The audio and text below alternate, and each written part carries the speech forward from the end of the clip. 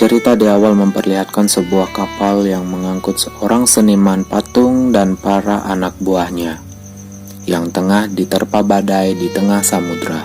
Demi keselamatan mereka semua, sang seniman patung harus merelakan patung hasil karyanya tersebut untuk dibuang ke tengah lautan demi mengurangi beban dari kapal. Scene berpindah ke kota Beijing di pagi hari.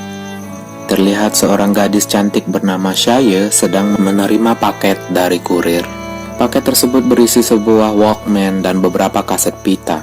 Belum dijelaskan apa isi dari kaset tersebut. Dan kita diperlihatkan juga seorang pria yang juga menerima paket yang sama. Kemudian Xia bergegas ke stasiun untuk pergi ke kota Qingdao. Di dalam kereta, kita diperlihatkan Xia dan pria tersebut ternyata berada dalam satu kereta yang sama. Hingga akhirnya Xia memutuskan untuk memutar kaset tersebut dan terdengar seorang pria berbicara. Dan kisah pun menampilkan flashback ke masa lalu, tepatnya di tahun 1997. Tepatnya di sebuah sekolah SMA di kota Qingdao. Scene menampilkan beberapa siswi yang sedang mengikuti latihan renang dan terlihat dua orang pemuda atau siswa yang sedang memperhatikan mereka dari kejauhan. Mereka adalah Keda dan Shulang. Keda adalah seorang pemuda yang mencintai seorang gadis bernama Xia, dan Xia adalah seorang atlet renang yang mereka amati di pagi hari itu. Suatu hari, Keda dan Shulang terlibat adu jotos di dalam kelas.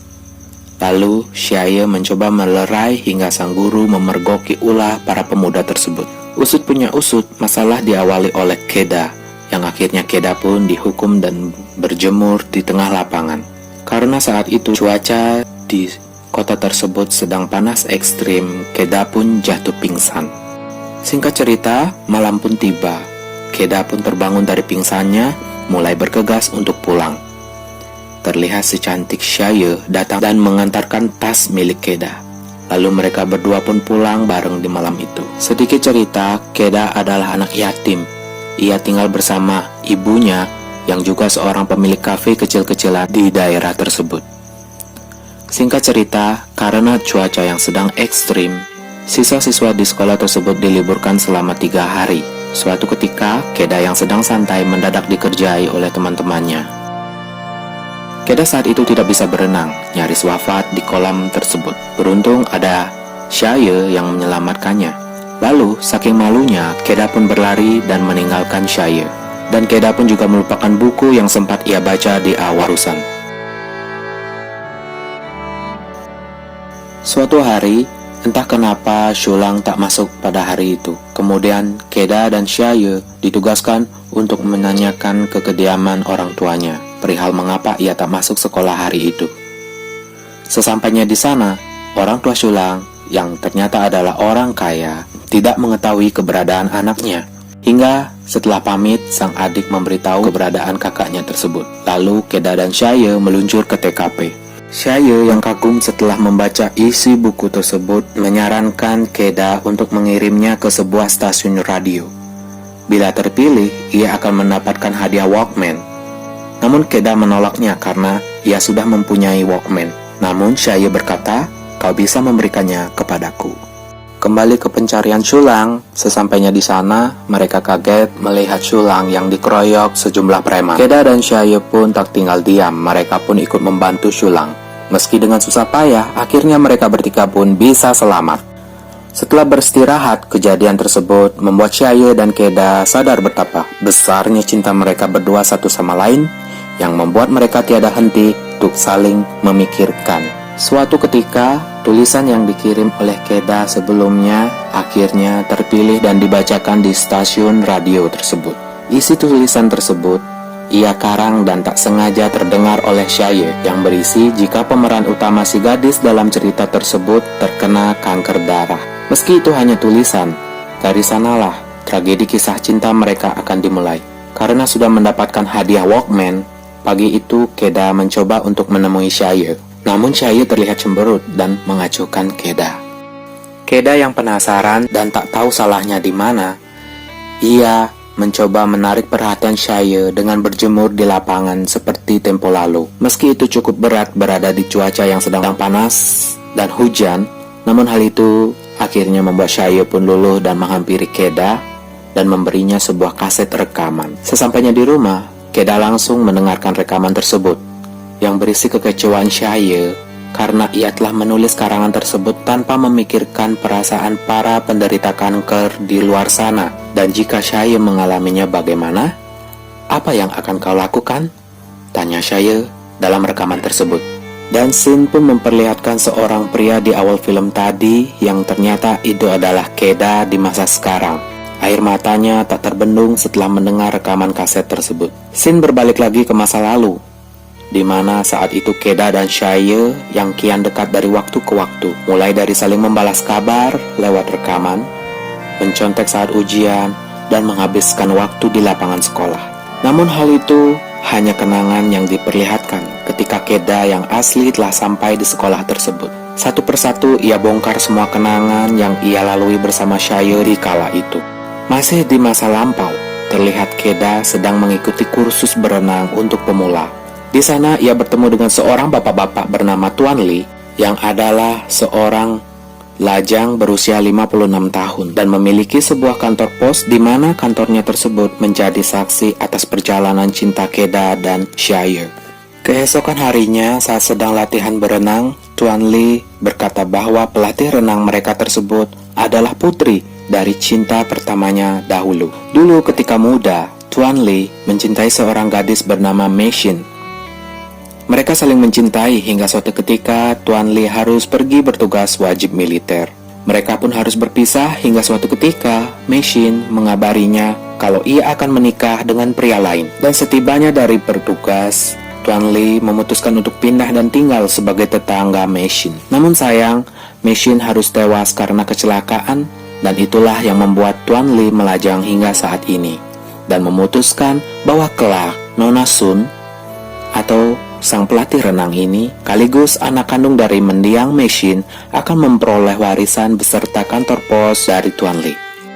Singkat cerita, sampailah Shia, gadis di awal film tadi, di kota Qingdao, dan ia masuk ke kantor pos tersebut dan berkenalan dengan Nona Sun. Dan kita diperlihatkan suatu ketika Keda dan Shia sedang berada di sebuah menara pantau di sebuah pantai.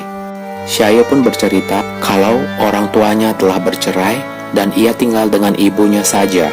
Sedangkan sang ayah adalah seorang seniman patung terkenal yang pernah membuang sebuah patung ke dasar laut, yaitu cuplikan tadi di scene awal.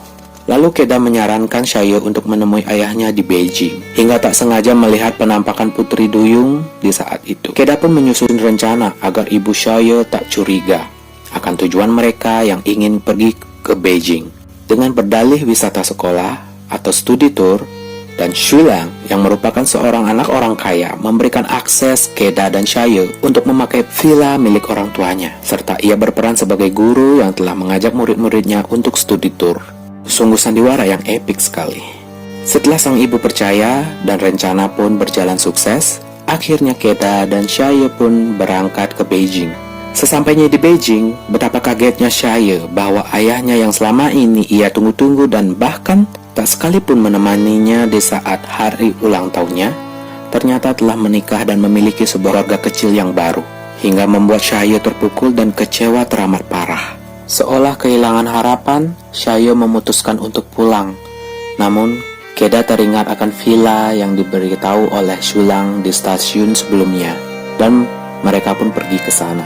Hal aneh pun sempat terjadi, di mana Shia mendengar suara telepon, namun Keda tidak mendengarnya. Hingga sampailah mereka di ruangan yang bermandikan sinar rembulan, dan Keda yang seolah terpana akan kecantikannya yang Shia, seolah berjanji dalam hati tak akan melepaskannya dan akan mencintai Shia untuk selamanya. Dan hujan pun turun di kala itu, membuat mereka semakin dekat dan berbincang. Keesokan harinya, Shia menelpon sang ayah untuk mengungkapkan kekecewaannya, dan tiba-tiba hidungnya mengeluarkan darah. Kemudian Shia pun pingsan. Keda pun segera berlari mengantarnya ke rumah sakit.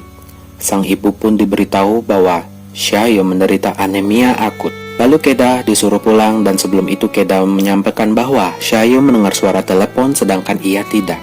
Entah itu pertanda apa. Hari berikutnya, Keda lalui tanpa adanya senyuman Shia. ia terbayang kenangan-kenangan indah bersama Shia dan seketika ia teringat dering telepon. Lalu ia bergegas ke rumah sakit untuk menemui Shia. Sesampainya di sana, ia terkejut melihat ibunya Shia yang menangis dan berkata bahwa Shia telah divonis kanker darah. Sontak Keda pun syok dan tak menyangka Shia mengalami penyakit yang ia karang sebelumnya di radio tempo lalu. Meski tak bermaksud menghubungkan sang kekasih dengan kematian, namun ia merasakan ini adalah salahnya dan ia pun berlari di tengah hujan yang deras menuju Tuan Lee. Di sana ia curhat tentang nasib yang menimpa dirinya dan sang kekasih. Lalu Keda berinisiatif untuk mempertemukan Shia dan sang ayah karena lama mereka tak bertemu hingga kondisi Shia yang separah ini. Di rumah sakit, Shia juga menemukan seorang anak perempuan yang memiliki nama dan penyakit yang sama. Dan hal ini jelas berkaitan dengan gadis yang kita jumpai di awal film, yaitu Shia di masa kini. Ia yang tengah bingung karena menganggap bahwa rekaman tersebut adalah salah kirim, merasa kaget karena Nona Sun mengatakan kiriman tersebut memang ditujukan untuk dirinya oleh Shia di masa lalu dan menginginkan Shia masa kini untuk mendengarkan rekaman yang terakhir yang khusus dibuat untuk Shia masa kini dan Keda juga. Keda yang kala itu tak kuasa melihat penderitaan sang kekasih, memohon-mohon agar dokter mau menjadikannya sebagai pendonor sumsum untuk Shia. Namun hal itu ditolak karena tidak memiliki kecocokan sama sekali. Hingga suatu malam ia menemui Shia yang sudah amat sekarat dan ia pun seketika berlari untuk meluapkan kesedihannya. Di sana ia menangis dan air mata terbendung menyaksikan penderitaan sang kekasih yang sebentar lagi akan meninggalkannya. Lalu Shia menyampaikan keinginan terakhirnya untuk melihat patung Shia di dasar laut dan Keda pun menyanggupinya. Keesokan harinya, Keda membawa Shia ke tengah laut dengan sebuah kapal. Shia yang sedang menjalani sisa-sisa hidupnya merasa amat bahagia bisa berada dengan orang yang sangat ia cintai sambil berpeluk. Shia dan Keda berjanji tak akan melupakan semua kenangan-kenangan selama ini. Dengan berlinang air mata, Shia berpesan, "Meski aku terlahir 1 minggu lebih dulu dari kamu, namun aku berjanji akan menunggumu lebih lama lagi di alam sana. Jadi untuk saat ini, nikmatilah hidupmu." Dan akhirnya Shia pun menghembuskan nafas terakhirnya. Setelah kepergian Shia, Keda hanya bisa meratapi nasibnya dan terus terbayang-bayang akan kenangan dengan sang kekasih. Dan ia berteriak sekencang-kencangnya, seolah marah kepada takdir yang telah kejam merampas orang yang ia cintai. Kemudian Tuan Lee berpesan padanya untuk memberikan waktu pada dirinya selama 10 tahun dari sekarang, karena ternyata tanpa sepengetahuan Keda, Shia telah memberikan sebuah kaset rekaman terakhir pada Tuan Lee yang diperuntukkan kepada Keda 10 tahun mendatang, yang dimana melalui rekaman tersebut rahasia terungkap bahwa Shia telah mendonorkan bola matanya kepada Shia masa kini karena Shia kecil selain kanker darah ia juga kehilangan penglihatannya. Almarhum Shia juga berpesan kepada Shia masa kini agar menjaga pemberiannya dan tataplah hal indah dan masa depannya. Hal yang sama juga diketahui oleh Keda dan karena itu pula ia mengunjungi kota Qingdao ditemani oleh teman lamanya Sulang untuk mengunjungi patung Shia di dasar laut. Karena ia percaya jiwa sang kekasih masih berada di sana. Sesampainya di dasar laut, pencarian patung pun dimulai. Dan meski ada gelombang arus yang cukup kuat, akhirnya ia bisa menemukan patung tersebut. Keda memutuskan untuk menetap di dasar laut bersama patung Shia hingga ia mati. Namun tiba-tiba ia bermimpi bertemu dengan sang kekasih. Lalu mereka pun menyampaikan kerinduannya. Namun Shia berkata kalau waktumu belum tepat, dan sejenak mereka pun berciuman.